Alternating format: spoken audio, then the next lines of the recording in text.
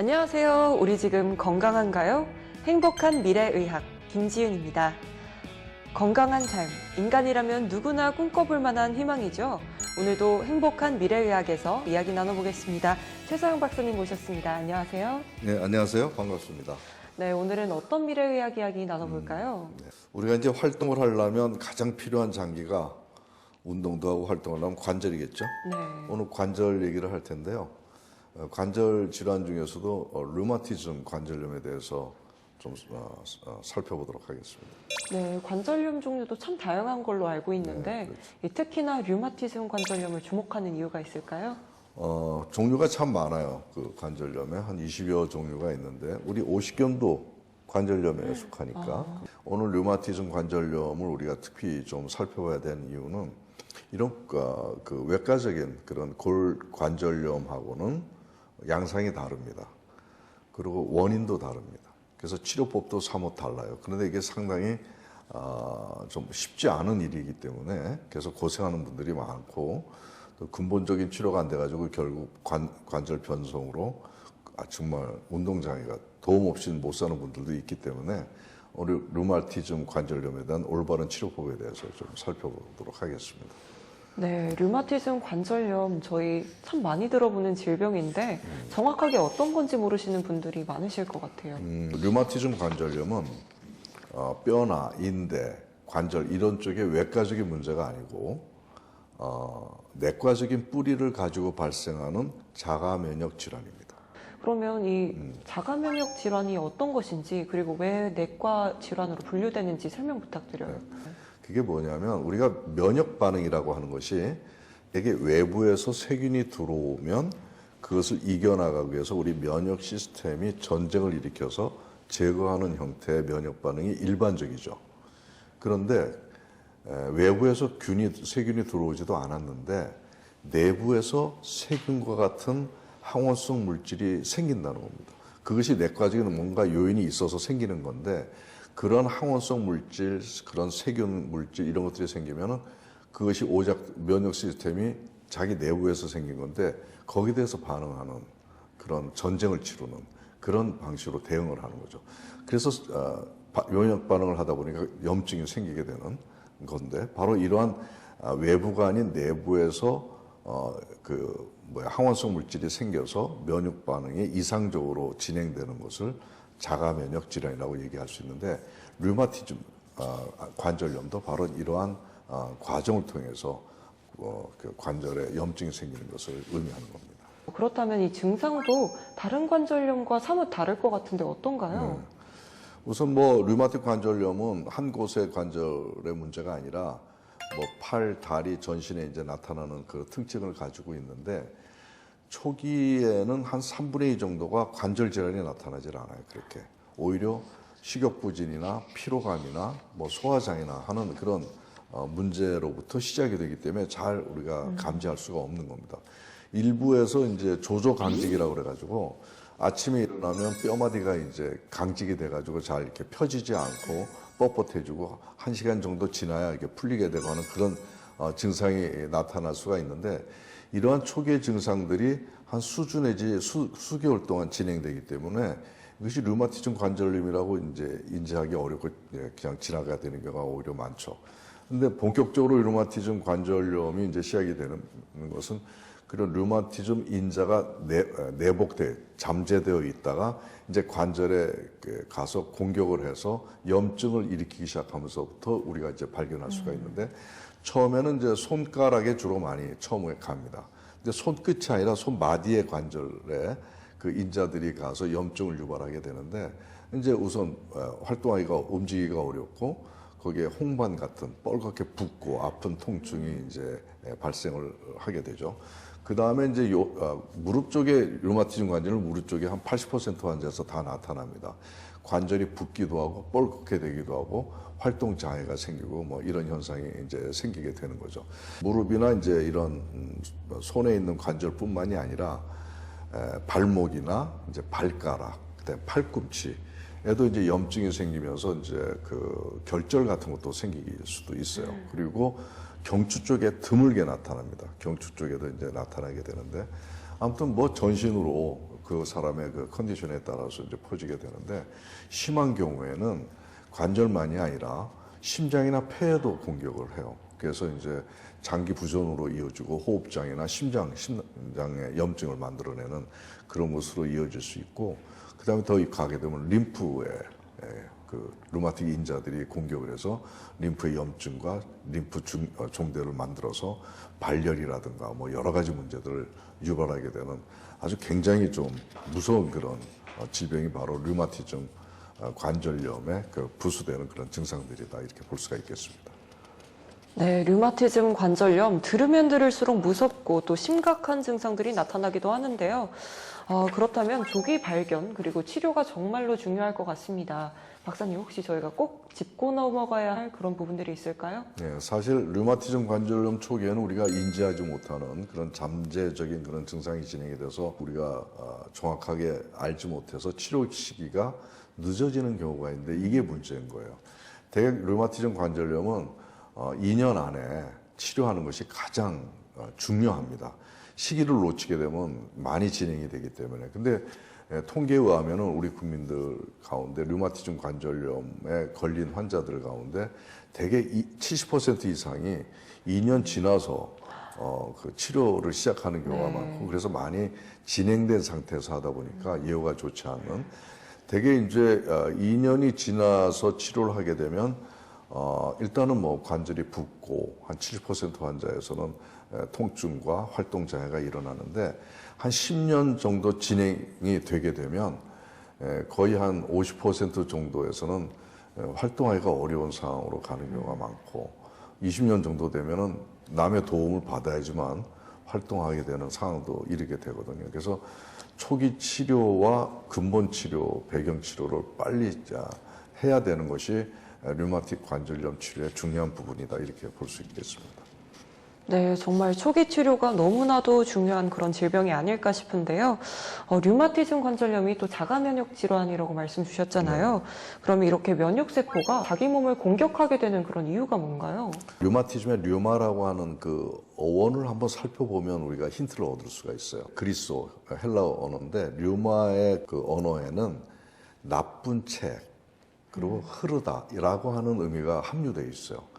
그래서 이 류마티즘 관절염을 오래전부터 발견해서 이것이 왜 그러냐에 대한 것의 원인을 분석하면서 이름 붙인 것도 보면 관절 자체가 아니라 몸에서 생기는 나쁜 체액이 거기에 흘러서 발생되는 것이라는 것을 이미 알았던 것이죠. 근데 아직까지도 근데 의학적으로 나쁜 체액의 원인이 뭔지 그것을 밝혀내지 못한 겁니다. 류마티즘 환자들이 대부분 초기에 소화불량을 호소한다는 거죠. 그 위장과 관련이 있다라고 하는 것을 제시하기 시작했고, 여러 그 논문들에 의해가지고 거의 90% 가까운 류마티즘 환자가 소화불량증의 위험 인자들을 갖고 있거나 증상을 호소하고 있다는 것을 이제 그 제시하고 있습니다. 이것을 통해서 류마티즘 관절염의 그 자가면역 질환을 유발할 수 있는 항원성 물질이 바로 위장에서부터 생긴다, 이렇게 우리가 한번 추론해 볼 수가 있겠습니다. 그러면 이 현대의학에서는 류마티즘 관절염을 어떻게 접근하고 있나요? 우선 그 약물 치료가 위주가 됩니다. 우선 염증을 없애는 그런 약물 치료인데, 스테로이드성 아니 비스테로이드성의 항염 제제를 투여를 하고요. 그 다음에 그 사이토카인이라고 면역 매개 물질인데, 어떤 문제가 있었을 때 그것을 감지해서 뇌에 연락을 해서 면역 반응을 일으키게 하는 중간 매개 물질, 모니터링 팩터가 있습니다. 그런 걸 우리가 사이토카인이라고 하는데, 사이토카인이 어떤 이상 작동을 해서 과잉적으로 반응하는, 그래서 괜히 염증을 더 유발하게 하는 그 과정으로 이끌어내는 그런 병리적인 문제가 생기는데, 바로 그런 사이토카인들을 억제하는 약물들을 이제 쓰게 됩니다. 이런 치료를 통해서 이제 초기에 그 관절 변형이나 악화 같은 것들을 막을 수는 있어요, 충분히. 그런데 일부에서 그런 약물을 써도 관절의 증상이 해결이 되지 않은 내과적인 뿌리를 갖고 있는 분들의 경우에는 그런 경우가 많고, 진행을 멈추는데 한계가 있는 경우들이 많아요. 그러다 보면은 이러한 면역 억제제라든가 사이토카인 억제 물질 같은 것들을, 또 항염 물질, 약물들을 계속 장기적으로 써야 되는데, 이런 약들이 또 부작용이 있거든요. 그래서 위장관 출혈, 또 미식거리는 거, 그다음에 간 손상 뭐 이런 것들로 해서 그것 때문에 또 2차적으로 문제를 만들어내서 악순환의 상태를 겪고 있는 것이 많습니다. 그래서 아무튼 류마티즘 관절염의 그 어떤 근본적인 원인을 찾아 해결하는 것이 이런 대증요법을 떠나서 그런 치료법들이 이제 필요한 그런 상황이 된 것이죠. 그러면 이 행복한 미래 의학을 위해서는 류마티즘 관절염을 어떻게 치료하고 또 우리가 분석해야 될지 말씀 부탁드립니다. 류마티즘 관절염뿐만 아니라 대부분의 그 자가면역 질환에 대한 근본 원인을 대부분 의학 쪽에서는 원인을 밝히지 못했습니다. 그래서 근본 치료에 좀 애를 먹고 있는 게 사실입니다. 네. 류마티즘 관절 환자들이 그 병발하는 증상 가운데 위장 문제에 대해서 언급한 것은 우리가 굉장히 주목할 만하다 이렇게 생각이 들고요. 담독소라는 게 이제 우리가 빨리 먹고 막 과식 뭐 이렇게 해서 생기는 그 찢기 같은 그것이 부패해서 만들어지는 양상이 프라그 같은 그런 물질, 냄새나고 부패한 물질이잖아요. 이러한 부패한 그런 담독소가 약한 데로 간다고 그랬잖아요. 근데 관절이 약한 데로 가는 거죠. 그럼 거기에서 이게 부패 그 담독소가 가면 안에서 어떻게 되겠습니까? 세균이 생기잖아요. 그래서 부패 세균이 자꾸 생긴다고. 그러면 염증도 생기고 그것 때문에 자가면역적인 반응, 면역 반응이 일어나서 과잉적인 염증이 발생되면서 붓고 아프고 이런 현상이 이제 발생이 될 수 있다라고 하는 것입니다. 그 다음에 대개 류마티즘 관절 환자들이 간하고 콩팥 기능이 떨어져 있습니다. 약물에 의해서도 그렇고 평소에 이제 문제가 돼서 나타나기 때문에 간장이나 콩팥은 나쁜 물질을 걸러내고 해독하는 장기거든요. 근데 이런 것들이 떨어지니까 그 관절 쪽으로 가는 독소들을 도와줘야 되는데 해결해주지 못하니까 계속 악화된다는 얘기죠. 이러한 그 류마티즘 관절염의 원인 근본 물질이 위장에서 제일 유력하게 거기서 생성이 돼서 관절을 이제 손상시키는 것과 간과 콩팥에서 해독이나 독소 제거의 기능이 떨어지면서 이러한 병리적인 환경이 결국 류마티즘 관절염을 악화시키는, 만성화시키는 원인이다. 이렇게 볼 수 있고 또 그런 것을 치료함으로 해서 해결이 될 수 있는, 근본적으로 해결이 될 수 있는 길도 열리게 되는 것이죠. 이 류마티즘 관절염 치료에 대해서 조금 더 구체적으로 설명해 주실 수 있을까요? 네, 위하고 장에 형성된 담적 독소를 제거하는 쪽에 치료를 먼저 하고, 그다음 아까 말씀드렸던 간 해독 기능과 콩팥의 그 어떤 찌꺼기 걸러내는 기능들을 활성화시키는 치료를 같이 하고, 그 다음에 이제 관절 자체 이제 치료를 이제 같이 이어서 하는 거죠. 그래서 침이나 뜸이나 이런 것들을 하고, 이런 내과적인 치료와 그 외과적인 치료를 같이 병행을 해서 치료를 해서 관절염을 이제 아주 변형된 것이 아니면 대부분 많이 해결이 되는 그런 효과를 보고 있습니다. 그러면 이렇게 말씀해 주신 치료 방법들을 적용할 때 꼭 주의해야 할 점, 아니면 유의해야 할 점들이 있을까요? 네. 사실 이런 치료를 하게 되면 이제 양방의 치료를 이제 홀드하거나 이제 약화시키는 그런 주문을 하게 되는데, 사실은 그것은 썩 좋지는 않습니다. 그래서 한방의 치료가 내부적 환경을 충분히 개선하기 전까지 양방의 치료를 같이 병행하면서 서서히 줄여나가는 그런 치료를 해서 더 효과를, 시너지를 이루게 되는 그런 효과를 볼 수가 있고, 갑자기 끊어지게 되면 또 다시 재발할 수가 있어서, 그래서 저희는 병행을 지혜롭게 적용하는 것을 하고 환자들에게 그렇게 주의를 시키고 있습니다. 이렇게 류마티즘 관절염에 대한 이야기 나눠봤는데요. 이 병과 싸우고 있는 분들의 이야기도 한번 만나봤습니다. 살짝은 군데군데 약간씩은 뭐 아프긴 한데, 이제 막 제가 막 쓸 때 뭐 이렇게 설거지 하거나 할 때 이제 막 아플 때는 이게 그릇을 잘못 쥐고 양치질 하려면 이렇게 쥐어야 되잖아요. 그러면 이 양치질 할 때 이거 쥐면 여기가 아픈 거예요. 힘을 못 주잖아요. 관절염이라는 게 우리 생활에도 정말 큰 영향을 미치는 것 같습니다. 환자분들의 빠른 쾌유를 빕니다. 아직 원인이 다 밝혀지지 않은 류마티즘 관절염에 대한 연구이잖아요. 그렇다면 앞으로 어떤 방식으로 연구가 진행돼야 될까요? 지금 현대의학의 난제 중에 하나가 자가면역 질환이에요. 뭐 사구체 신염이라든가 뭐 류마티즘 관절염 외에도 뭐 베체트 신드롬이라든가 크론시 병이라든가 그다음에 이제 뭐 루푸스라든가 뭐 이런 참 난치에 해당이 되는 자가면역 질환들이 굉장히 많이 있는데 말씀드렸다시피 자가면역 질환을 유발하는 근원적 그 팩터에 대한 규명이 아직 안 되어 있기 때문에 대증요법을 통해서 근본 치료가 되지 않는 질환들이거든요.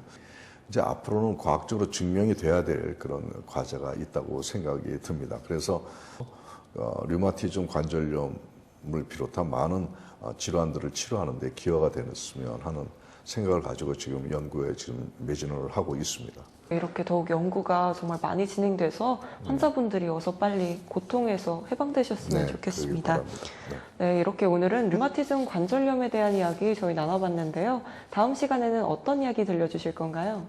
다음 시간에는 이제 시청자분들 가운데서도 이것 때문에 심각한 고민을 하고 계신 분들이 계실 텐데 구취에 대해서 이제 그 원인을 찾아내고 근본적으로 치료할 수 있는 길에 대해서 살펴보는 시간을 갖도록 하겠습니다.